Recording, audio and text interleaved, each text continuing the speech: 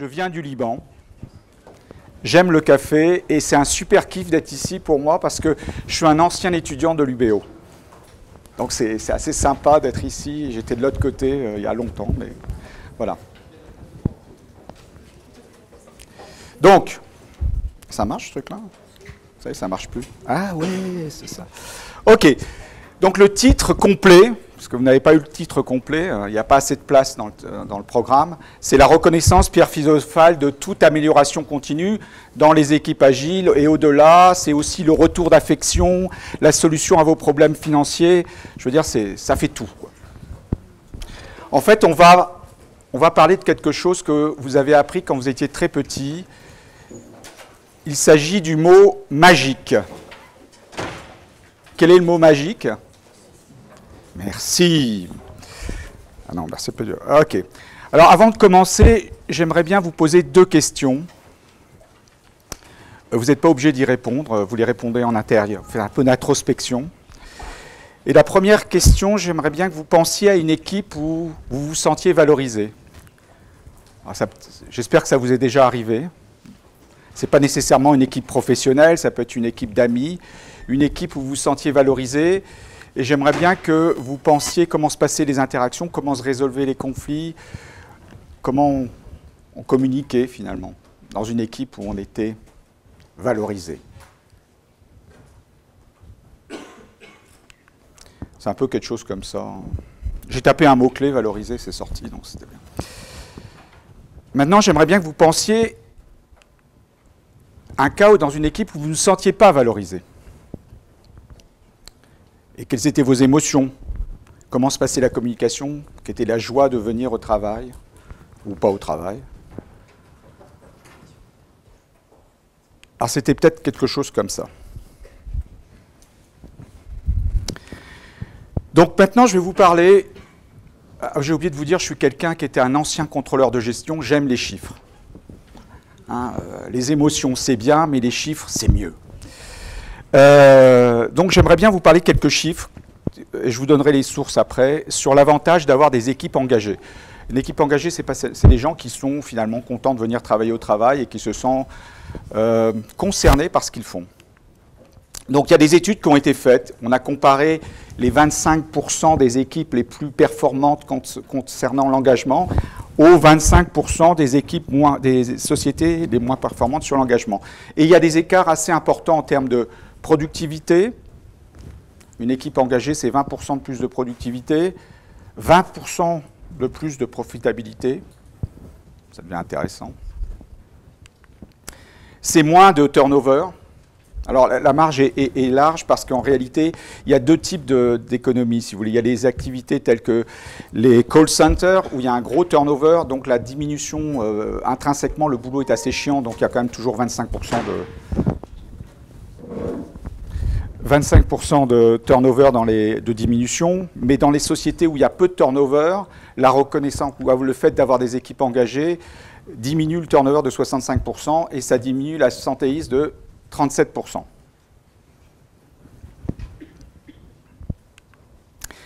Alors, la reconnaissance est un des éléments importants.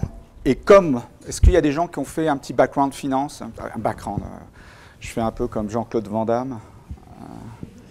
Est-ce qu'il y a des gens qui connaissent un peu l'info? Ok, c'est pas grave, hein, c'est pas un mauvais mot. Donc il y a ce qu'on appelle la rentabilité des capitaux propres qui est vraiment très importante, beaucoup plus supérieure dans une équipe où il y a un haut niveau de reconnaissance, dans les sociétés où il y a un haut niveau de reconnaissance, par rapport aux sociétés où il n'y en a pas du tout. C'est 3 fois plus. C'est-à-dire que les gens mettent de l'argent, les investisseurs mettent de l'argent dans une boîte, et ils sont sûrs que s'il y a un bon niveau de reconnaissance, ils auront un retour sur investissement 3 fois supérieur. Donc tout ça, c'est des chiffres, c'est-à-dire que c'est des études qui sont faites sur une durée assez longue et qui ont prouvé qu'il y a des conséquences financières d'avoir un haut niveau de reconnaissance et un haut niveau d'engagement des employés. Ça, c'est le côté chiffres. Alors le côté plus rigolo, donc c'est basé sur des méta-surveys, c'est-à-dire c'est des compilations d'interviews, de sondages, de choses, etc., qui ont été conduites par une société qui s'appelle Gallup en particulier.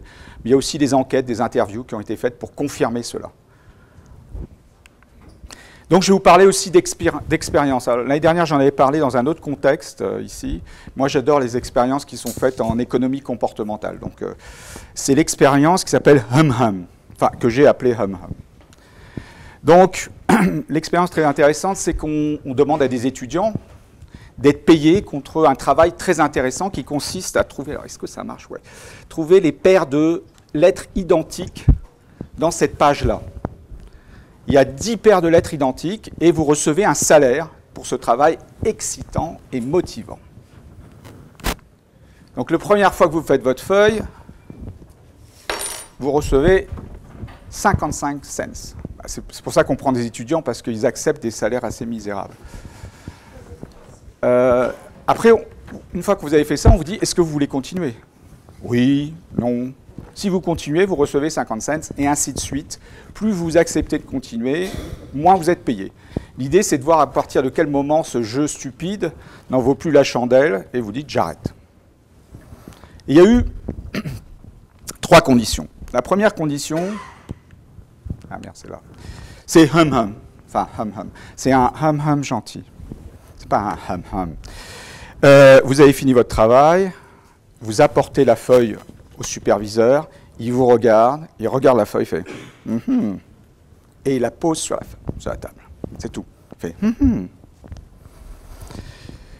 Deuxième condition, c'est l'indifférence. Je ne regarde pas, j'en ai pas que ça à faire, vous me donnez, je tends mon bras, je la pose.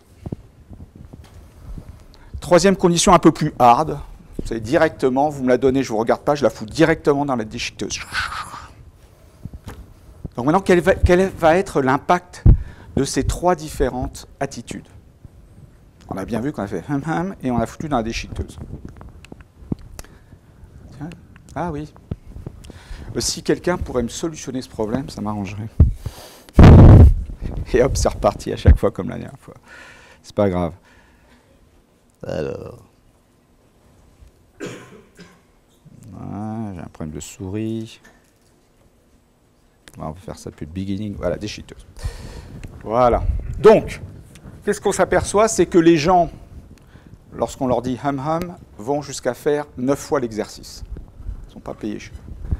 L'indifférence ou la déchiqueteuse, finalement, c'est presque équivalent. C'est-à-dire détruire le travail de quelqu'un ou ne pas reconnaître son travail, c'est quasiment le même effet. Alors ce qui est plus intéressant, c'est l'aspect économique, parce que vous avez vu, plus je travaille, moins je suis payé. Et là, les gens acceptent, quand on fait hum, de travailler jusqu'à 15 cents, et ceux qu'on fout dans la déchiqueteuse, il faut payer presque le double. Donc, bon, il n'y a qu'un qui est un peu dans la finance, mais moi, en tant que contrôleur de gestion, je me dis, hum, c'est pas cher et ça peut rapporter gros. Il n'y a pas besoin de grand-chose, je ne donne pas d'argent, je fais juste hum. Bon, en réalité, c'est un peu plus compliqué, mais c'est intéressant. Donc ça, c'est le premier élément. La deuxième expérience que j'aime à raconter, c'est la Bionicle Experience. Yes. Il est là. Il tient pas debout, merde. Yeah. Il est beau.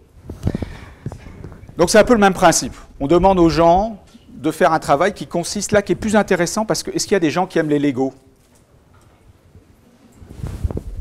Ouais, vous avez le droit. Qui a des enfants, déjà? Et qui a des enfants qui aiment les Lego? Ouais, ça augmente un petit peu. Voilà. Donc c'est un travail qui, quelque part, est un petit peu plus intéressant que tout à l'heure. Donc on demande, selon le même principe, aux gens, est-ce que vous voulez faire un Bionicle? Oui, vous gagnez 3 $. Un autre Bionicle? Oui, vous gagnez moins 2,7, etc. Et ils gagnent à chaque fois moins d'argent, jusqu'à travailler même peut-être gratuitement, tellement ils aiment les Lego. 2 conditions. Première condition, j'ai fini mon Lego, on me donne mes 3 $. Est-ce que tu veux continuer? Oui, 2,7 $. Et je mets mon Lego. Après, je mets mon deuxième Bionicle, mon troisième. Ils sont devant moi, je les aime. Enfin, personnellement. Donc ça, je vois mon travail. La deuxième condition, c'est la sixième condition. C'est-à-dire que j'apporte à l'examinateur mon Lego. Le gars, il dit, est-ce que tu veux continuer? Bah oui, bah, si tu veux continuer, pour des raisons budgétaires, tu vas refaire le même, parce qu'on n'en a pas d'autre. Tiens, refais. Donc là, ça casse un peu l'ambiance. La troisième condition, on va dire aux gens, aux consultants, finalement, quel va être l'impact. L'impact entre ces deux conditions, entre le fait que j'affiche, je vois en face de moi ce que j'ai fait, et en fait, entre le fait qu'on détruise ce que j'ai fait. Et le consultant, je pense généralement que les gens, il y aura entre 1 ou 2 de différence. En réalité, la différence est de 3,5. Et puis c'est beaucoup plus important si on pense l'aspect marginal, puisqu'en fait, on accepte un salaire beaucoup plus bas dans ce cas-là, quand il y a du sens, que quand il n'y a pas de sens. Et le sens, c'est la reconnaissance aussi, c'est la reconnaissance de votre travail. Alors la question, c'est, bon, je vous ai fait une démonstration éblouissante, aspect financier, méta-études, aspect psychologique, et pourquoi on ne le fait pas, quoi? C'est ça, c'est la question, pourquoi on ne le fait pas? Alors, il y a 75% des managers qui ne le font pas. Est-ce que quelqu'un aurait une idée des excuses qu'on peut trouver? Ouais. Tout le monde... waste of time. On n'a pas que ça à foutre, on n'est pas dans une école, je ne suis pas là pour donner des bons points. Une autre? Parfois, ils sont déjà payés pour ça. Ouais. Je ne l'ai pas dans la liste, mais... non, c'est vrai, c'est un peu pareil. Ils sont déjà payés pour ça, on n'a pas que ça à foutre, quoi. Si je leur dis trop que c'est bien, ils vont finir par devenir feignants. Ouais, je ne l'ai pas dans la liste non plus, mais ça, c'est les tops, hein, il y en a d'autres. Hein. Ouais, mais c'est vrai. Il y en a d'autres aussi, tels que ils le savent, c'est implicite. Par mon regard magique. Il y en a une, c'est la jalousie. Tu t'appelles comment? Willy. Ouais, bah, Willy, si je remercie Willy, bah, elle va être jalouse. Et c'est pas bien. Et puis, une que j'aime beaucoup, c'est pas dans les procédures, c'est pas dans ma job description. Je vais pas le faire. On va me punir. Donc, on va faire un petit exercice et je vais vous demander de vous mettre par deux. Oui. Alors, je vous laisse vous organiser. Hein, on est un peu agile. Normalement, il y a une espèce d'auto-organisation dans Agile. Donc, vous mettez par deux. Si ce n'est pas deux, vous mettez par trois, mais ne vous mettez pas tout seul. Tout seul, ça ne marche pas.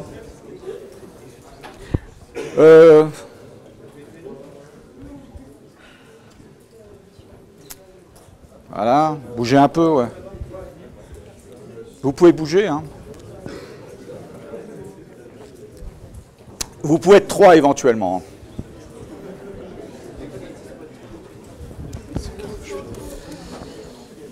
45.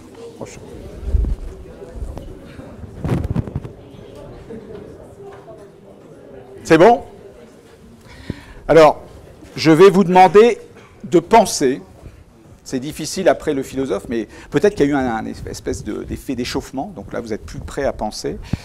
Et à penser à quelque chose sur quoi vous souhaiteriez qu'on vous remercie ou qu'on reconnaisse votre contribution. Alors, qui s'est passé la semaine dernière ou dans les 2 dernières semaines et qu'on n'a pas fait, bien évidemment. Alors moi, par exemple, c'est pas vrai, on m'a remercié pour ça, mais moi, par exemple, j'aimerais bien être remercié d'avoir amené à Beyrouth un des leaders du Beyond Budgeting Roundtable. Ça fait parler personne, mais c'est un gars qui promeut Agile dans un monde de finance. Waouh! Donc il est venu, voilà. Et donc le jeu, ça va être le suivant. Il y a un qui s'appelle A, je suis désolé, et un qui s'appelle B. Donc A va demander à B sur quoi il voudrait être reconnu. Donc, oui. Sur quoi voudrais-tu être reconnu? Tu me réponds. Tu réponds à ton collègue. Et ton collègue va répondre « Je te félicite de, je te remercie de ». Mais, l'astuce dans cet exercice, c'est la petite voix. Pendant que vous faites l'exercice, je veux que vous écoutiez votre petite voix. Comment vous sentiez? Je ne sais pas, je me sens bien, je me sens pas... Vous écoutez votre petite voix. Il n'y a pas seulement dire, il y a aussi faire attention à ses sentiments et à ses émotions. On commence?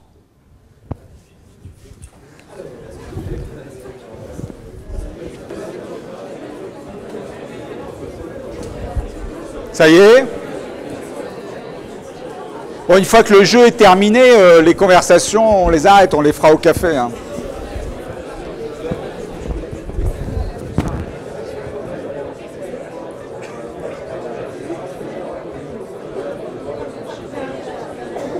C'est OK? Ah, c'est comme un rêve de pouvoir crier dans un amphi de ce côté-là. Bon, donc maintenant on va un petit peu voir quelles sont les émotions. Donc, bon, alors est-ce que quelqu'un peut me donner une émotion? La joie. Frustration. Tu peux développer? Non mais on n'est pas la psychanalyse, mais...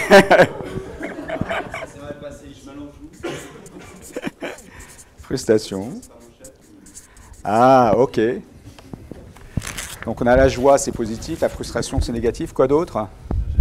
La gêne, ouais. Ouais. La gêne. Vous avez... Gêne. On les voit, vous ne les voyez pas, mais bon, ça fait partie. La culpabilisation. Quoi d'autre? La colère. Ouais. La peur. Waouh. Je ne veux pas vous dire un truc, mais hier, j'avais pas ça. Hein. Je ne veux pas dire, c'est peut-être le temps qui pèse, mais bon. Ok. La peur. Quoi d'autre? Fierté. Ouais. Alors, hein, c'est la culpabilisation. On a la fierté. Quoi d'autre? Gratitude.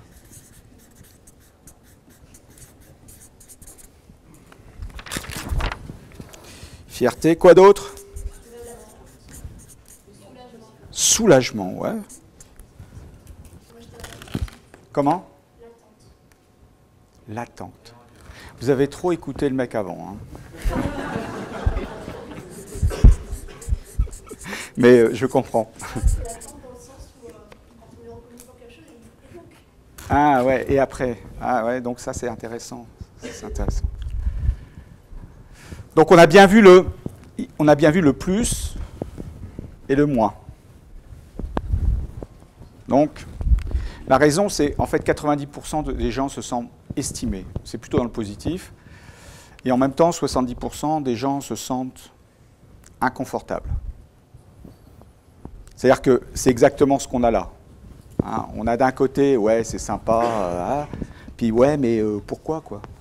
Ou je ne sais pas, il y a un truc qui ne va pas. Donc il y a une espèce d'ambivalence. Hein, donc d'un côté, heureux, fier, inspiré, motivé, touché, valorisé, embarrassé, suspicieux, honteux. Pourquoi moi? Comme ça. Gêné, complexé. Et donc ça c'est lié, bon je ne fais pas de la psychanalyse, on n'a pas le temps, mais c'est lié à plein de choses, c'est lié en particulier à ce qu'on appelle les pièges de la reconnaissance. Excusez-moi, qui a des enfants? Bon, qui a été enfant? Non, mais bon. Donc la flatterie. La flatterie c'est papa, t'es le plus génial de tous les papas du monde, j'adore quand tu vas aux conférences, c'est super, est-ce que tu peux ramener le jeu de oui, s'il te plaît? Donc c'est qu'il y a une reconnaissance, mais qui est un peu surfaite, et puis en plus il y a quelque chose qu'on demande derrière. Qui connaît la technique du sandwich? La technique du sandwich. Ohana est là-bas. Donc Ohana, vraiment c'était super ta présentation, c'était vraiment très bien. Mais si tu continues à m'interrompre quand je parle, ça ne peut pas durer.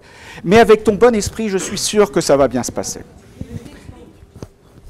Et donc le sandwich, vous avez compris, une petite couche de flatterie, de reconnaissance, une couche d'engueulade et une couche de reconnaissance pour faire passer le message. Alors c'est enseigné dans les écoles de management.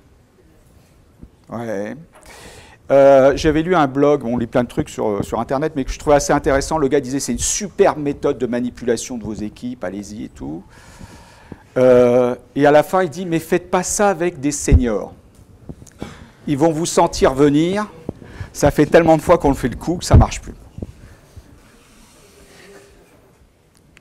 Alors, il y en a d'autres. Il y en a plein d'autres. Mais il y a self-promotion. Self-promotion, ça consiste à dire « Ouais, tu as fait un super boulot, ta présentation était extraordinaire, mon coaching a vraiment été un succès, on a beaucoup travaillé, et toutes mes idées, tu les as bien retranscrites. » Ok, donc ça veut dire que je m'en fous de toi, tout est pour ma pomme.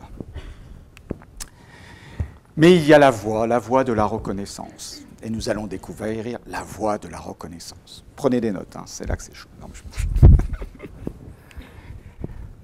il y a une recette. Donc d'abord, première chose, la reconnaissance doit être opportune. C'est-à-dire, ça veut dire en temps et en heure. On ne fait pas de la reconnaissance. Qui a subi des performances appraisal? Les entretiens annuels qui... Voilà, ouais. On ne fait pas de reconnaissance au moment de l'entretien annuel. Hein. Ouais, c'était super, en janvier. Non, c'est au moment où ça se passe que l'on reconnaît. Première chose. Ensuite, elle doit être personnelle. Hein, on ne dit pas « on ». Ça peut être personnel d'une équipe. Hein. On est assez spécifique. On va s'adresser à quelqu'un. Puis on verra tout à l'heure qu'on s'adresse aussi à ce qui l'intéresse, à ses éléments de motivation. C'est pas « on a fait un bon boulot ». Bon, on a fini le truc, c'est opportun, mais c'est pas trop personnel.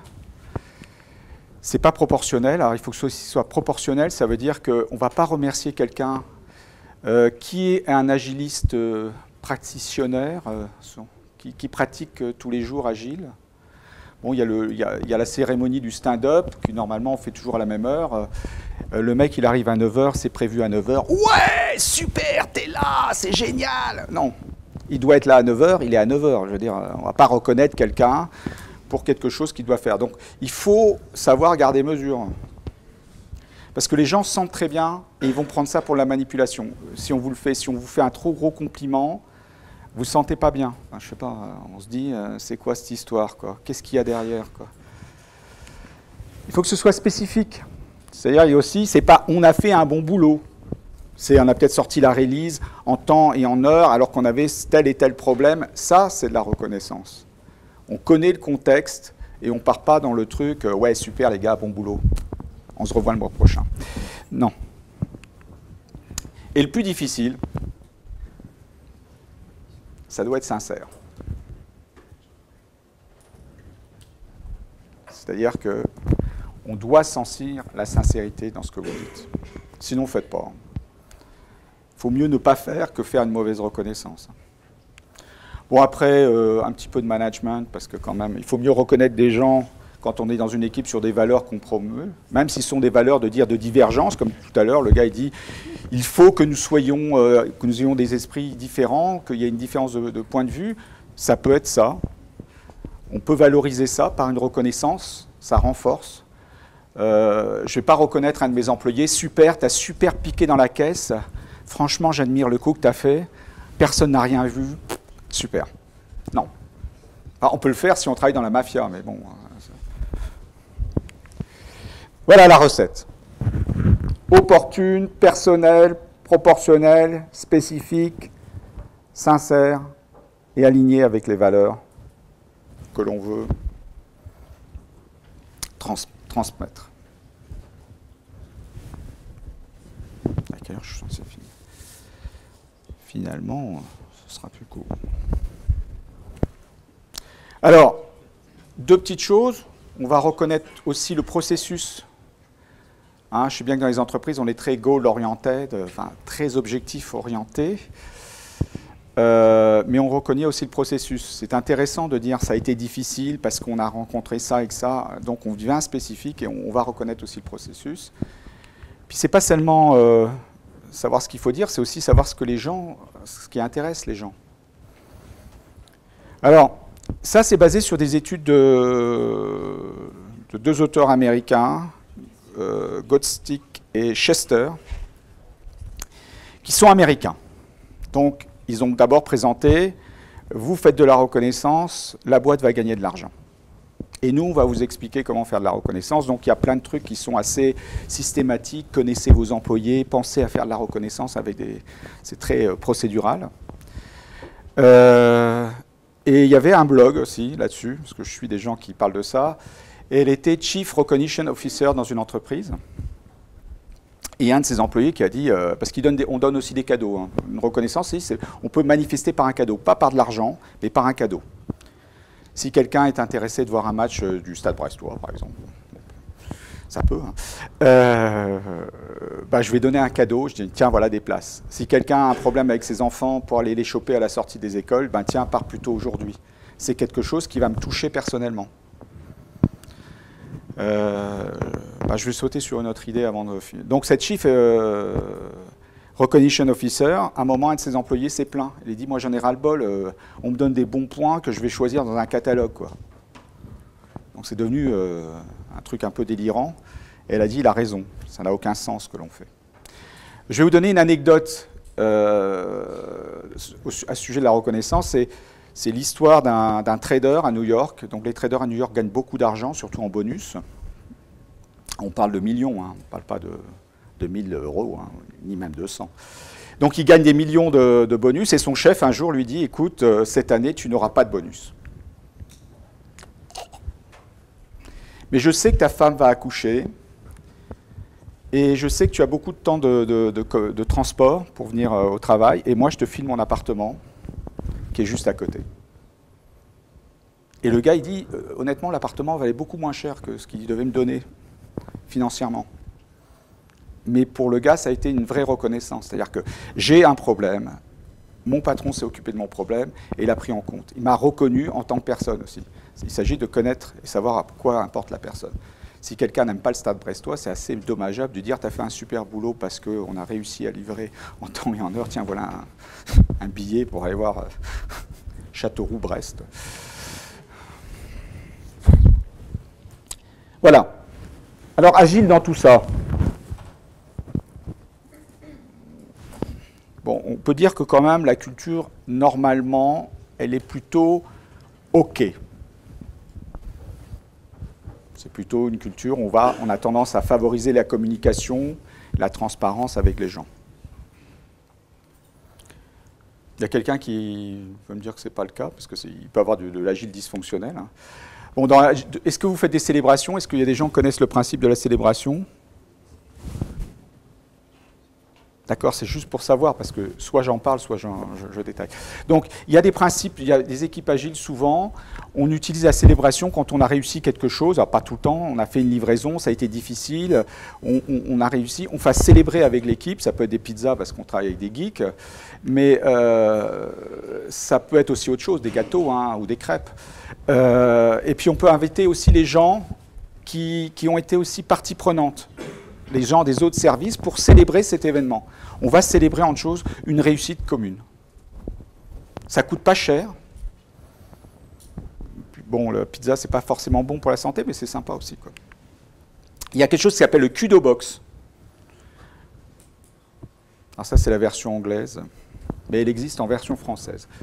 Vous browsez sur Internet, j'ai la référence. Donc Kudo Box, le principe, c'est de faire une boîte qui s'appelle une Kudo Box.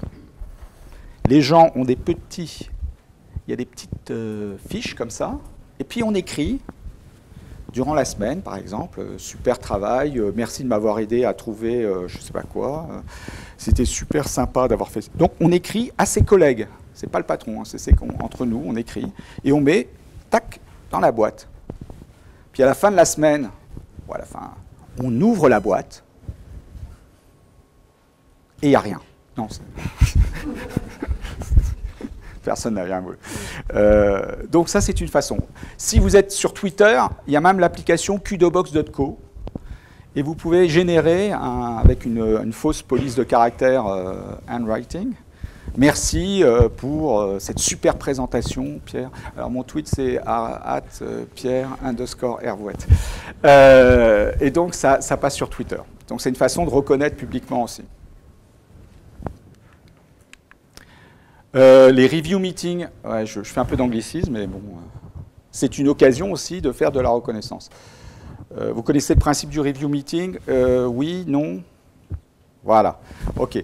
Donc c'est à la fin on va dire que la fin du cycle de développement, on va faire un meeting avec l'ensemble des parties prenantes et l'équipe va présenter, va démontrer son travail. C'est pas une démonstration, on va présenter son travail, c'est pas du PowerPoint, on présente comment l'application fonctionne avec les gens et c'est l'occasion d'un échange et d'une validation des hypothèses. Donc ça peut être une occasion, ça peut être aussi une occasion du tir au pigeon. Moi j'ai eu des cas où les gens n'ont pas compris tout de suite le truc. Premier review meeting, tout le monde dort, le mec présente. Donc on leur explique qu'il faut être plus créatif, plus dynamique, plus engagé. La fois suivante, pourquoi on n'a pas fait ça? Pourquoi tu n'as pas fait ça? C'est nul, tac, tac, tac, tac. Bon, ce n'était pas de traitement de la reconnaissance. Mais il y a des façons de faire de la reconnaissance positive. Ça va. Merci. Il y a des façons de faire la reconnaissance positive, j'en parlerai peut-être tout à l'heure, si on a 5 minutes. Ça peut être une occasion. Il y a ce qu'on appelle aussi la rétrospective. Donc une fois qu'on a présenté le travail à l'ensemble des parties prenantes, aux clients, on va faire une rétrospective qui est l'occasion pour l'équipe de s'interroger sur qu'est-ce qu'on va garder, qu'est-ce qu'on va continuer à faire, qu'est-ce qu'on va arrêter de faire et qu'est-ce qu'on veut tester. D'accord ? Donc l'idée, c'est du continuous improvement, c'est-à-dire régulièrement, comme on a des cycles de développement de 2 à 1 mois, ou même de 1 semaine à 1 mois, on va régulièrement, ensemble, collectivement, c'est l'équipe, c'est pas le management qui arrive et qui dit tac tac, l'équipe va trouver l'occasion d'exprimer qu'est-ce qu'on va améliorer, mais aussi qu'est-ce qu'on veut continuer à faire ou amplifier comme apprentissage. Et cette rétrospective est une occasion aussi de reconnaître les choses. Alors, il n'y a qu'une chose qui me gêne dans la rétrospective, si on faisait de la psychologie positive, parce qu'il y a des gens qui étudient ça, c'est le cocktail positif, c'est un négatif pour 3 positifs. Hein, parce qu'on est un peu tous paranoïaques, nous sommes tous des descendants de paranoïaques, parce que si nos ancêtres n'avaient pas été paranoïaques, ils auraient été bouffés par des lions. Et donc, on a tendance à valoriser le négatif par rapport au positif. Naturellement, c'est pour ça que les nouvelles sont super pourries. C'est quelque chose qu'on aime bien. Alors là, c'est une blague pour les agilistes. Bon, si vous ne connaissez pas le concept de backlog grooming, c'est pas très drôle. L'idée, c'est, dans Agile, il y a une méthode qui, au cours du cycle de développement, on va dire le product owner, la personne qui s'occupe de faire l'analyse des besoins du customer, va de temps en temps aller grooming, aller détailler régulièrement, aller un peu plus loin avec l'équipe pour comprendre comment ça se passe. Donc c'est quelque chose qui n'est pas très forcément formalisé, c'est quelque chose qui se fait continuellement. Et donc je vous recommande de la reconnaissance, c'est quelque chose qui doit être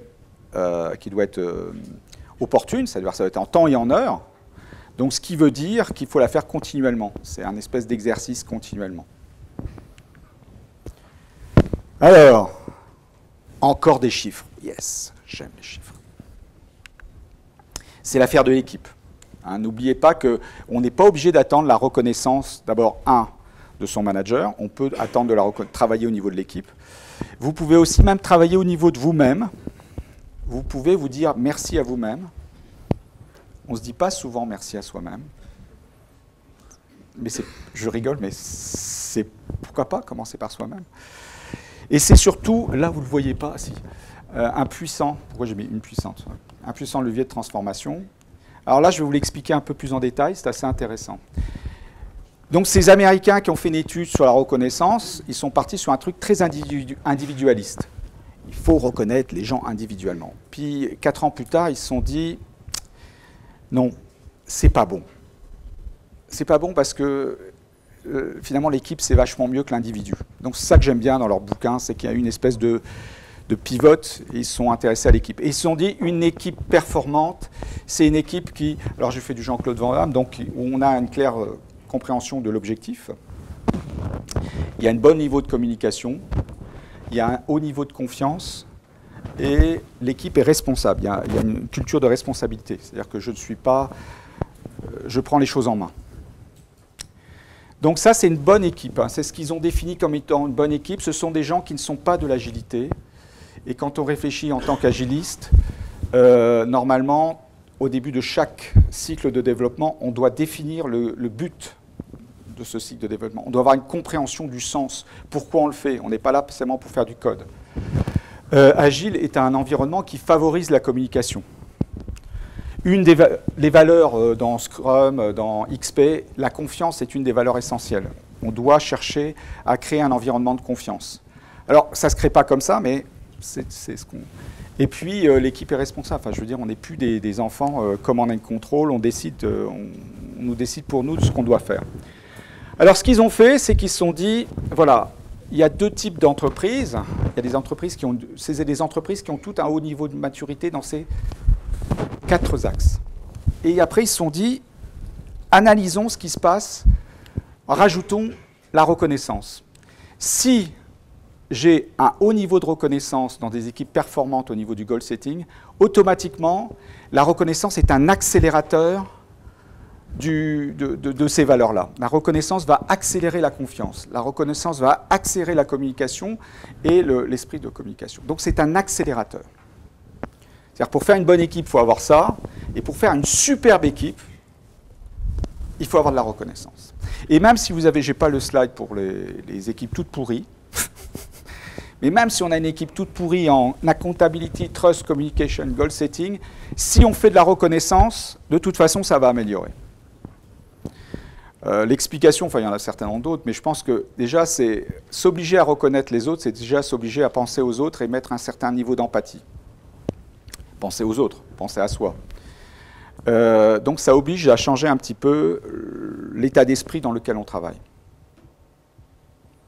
Je crois que c'est quelque chose qui est... Ça semble bête de dire merci à quelqu'un, mais bon, le dire en temps, en heure, proportionnellement, sincèrement, spécifiquement, ça fait pas mal de choses. Ça fait un exercice qui va changer et qui va commencer à créer du sens au niveau de l'équipe. Non, c'est pas fini. Hein. C'est bon. Bon. Alors, je vous en ai parlé tout à l'heure, j'ai un peu sauté le slide. Attention. Il y a une des valeurs agiles qui est Individual and Interaction over Process and Tools. Donc la seule chose qui, moi, me gêne un petit peu dans une approche trop systématique, trop américaine, c'est qu'on se retrouve à avoir une liste de... Tu dois faire tant de reconnaissances par semaine à tes employés, liste les employés, donne le bon point. Donc ça devient plus du tout ça. On est dans l'émotion. Quoi d'autre ? Alors voici les sources. Ils sont en anglais. Désolé. Donc comme ça, voilà. Donc le premier bouquin, c'était Carrot Principle, c'était celui-là, où ils sont beaucoup intéressés à la reconnaissance, mais au niveau un peu individuel. Puis les Américains aiment beaucoup les badges, l'employé du mois, les choses comme ça. Mais bon, c'est aussi la reconnaissance, j'insiste, c'est l'affaire de l'équipe. Hein. Et là, ils sont intéressés plus au niveau de l'équipe performante. Qu'est-ce qui fait qu'une équipe est performante? Et une équipe est performante si elle sait pourquoi elle travaille, s'il y a de la confiance, s'il y a de la responsabilité, s'il y a une bonne communication et s'il y a un haut niveau de reconnaissance. Vous avez des sources, des chiffres dans le bouquin là, appendix B, C, D. Et vous avez des sources aussi sur ce site web. Il y a un autre Gallup, le Gallup Survey. Donc là, j'ai mis un des liens qui existent parce que les liens disparaissent. J'en avais un qui a disparu. Et donc, c'est une étude qui a été faite il y a très longtemps. Parmi les questions qui posent dans cette étude, c'est est-ce que votre manager a reconnu votre travail les 7 derniers jours? Bon. Parfois. Merci. Alors, je voudrais, parce que je fais la reconnaissance aussi, je voulais remercier Christopher Littlefield, qui est la personne qui m'a inspiré. C'est un avantage de travailler au Liban, c'est que le pays est très petit, la communauté agile est très petite, et on est tous, dès qu'on trouve des trucs un peu borderline, on a tendance à se rencontrer. Et Christopher était un Américain, je l'ai juste rencontré la veille de son départ, il est parti pour le Chili. Et on a eu une discussion très enthousiaste sur les valeurs agiles, l'importance de la reconnaissance.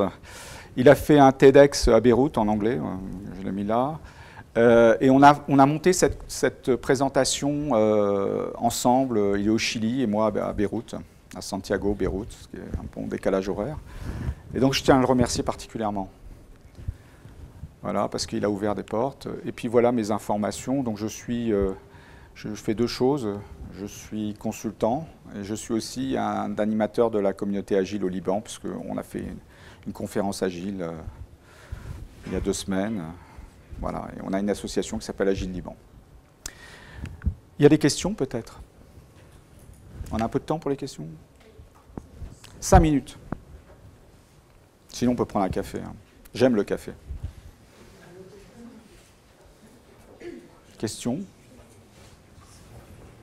Voilà. J'ai une question sur le Kudobox. Le Kudobox, ouais.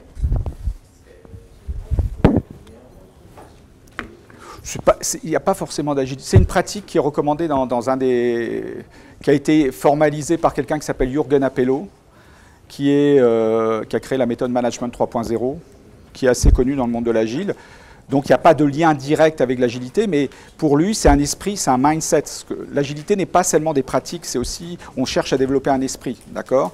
Donc faire une boîte où les gens de l'équipe remercient, envoient des petits mots, c'est en fait s'envoyer des petits mots, et qu'à la fin, on ouvre la boîte, c'est une façon de renforcer la communication, la confiance. Merci déjà pour cette présentation. Merci. Il faut être spécifique, hein. Non, je plaisante. Ce petit moment de bonheur qui est... Ok. C'est pas tout à fait une question, c'est plus une réflexion.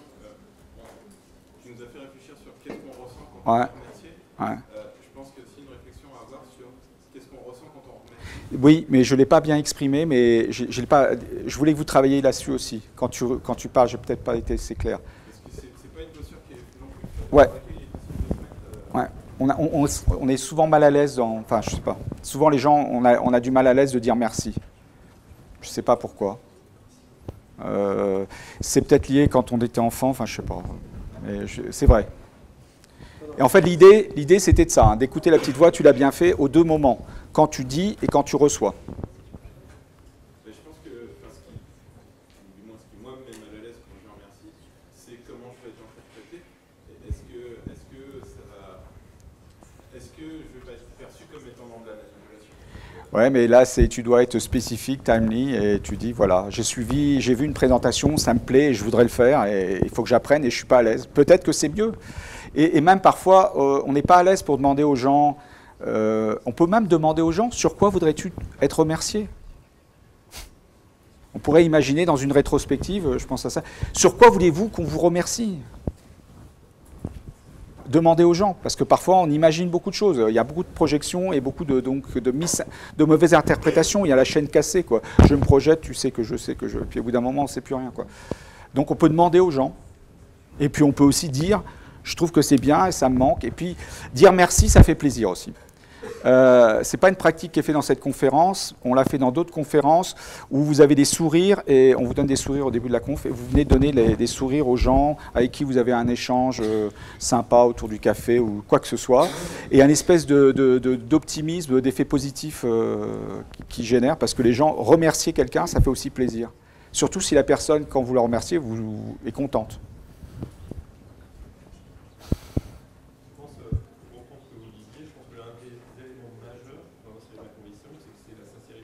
Hein, ouais. S'il y a de la sincérité, ça génère une énergie positive, en symétrie chez celui qui reçoit et celui qui émet. Je ne sais pas si c'est forcément simple d'émettre, mais par contre, s'il n'y en a pas, ma condition, c'est que celui en face le sait.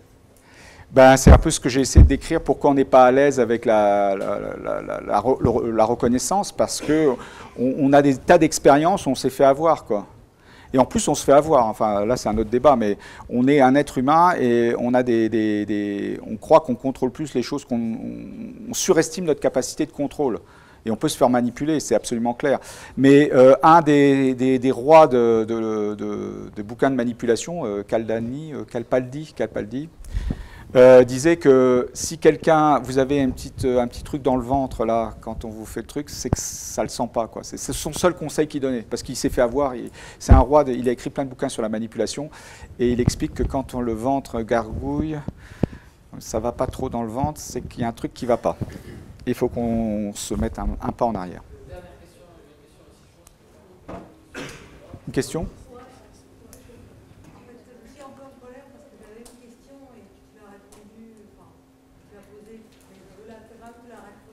D'accord.